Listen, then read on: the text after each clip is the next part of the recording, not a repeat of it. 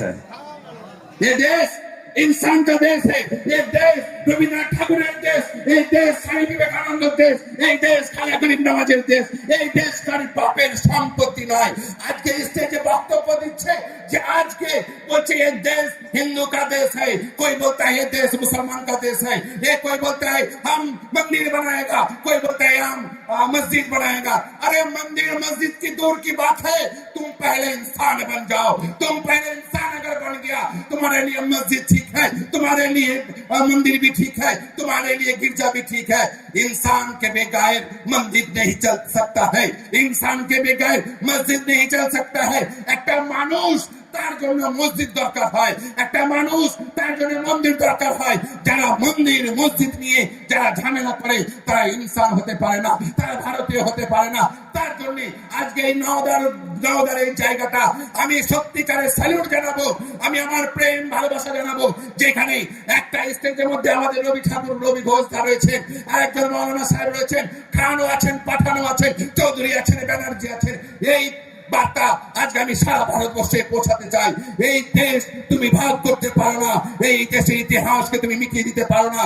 এই দেশ কারণ আমরা বলেছি মিনহা খালাকনাকুম ফিহা নুঈদুকুম ওয়া মিনহা নুখরিজুকুম তারাতান উখরা।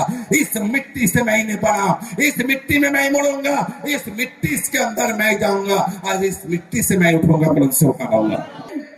একবার দরুদ পড়ুন, আল্লাহুম্মা।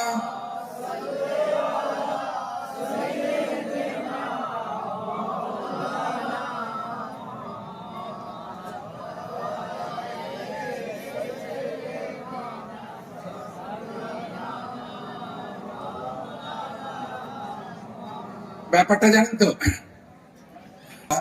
আজকে আমাদের স্বামী স্ত্রী বাবা মা ভালো বাবা হতে পারছি না, ভালো মা হতে পারছি না।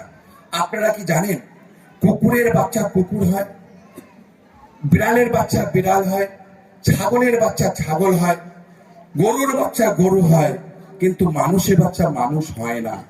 তাকে মানুষ করতে হয়, তাকে 5 বছর 10 বছর 20 বছর করতে হয়।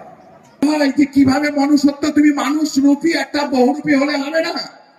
তোমার রূপটা মানুষের মধ্যে, কিন্তু তোমার ক্যারেক্টার, তোমার চরিত্র, তোমার ব্যবহার একটা জন্তুর মতো হতে পারে না। তার জন্য আজকে আমাদের মানুষ হতে হবে। আজকে যদি আমাদের মধ্যে ইনসানিয়ত আকার নেই হোক তো ইনসান হতে পারে না।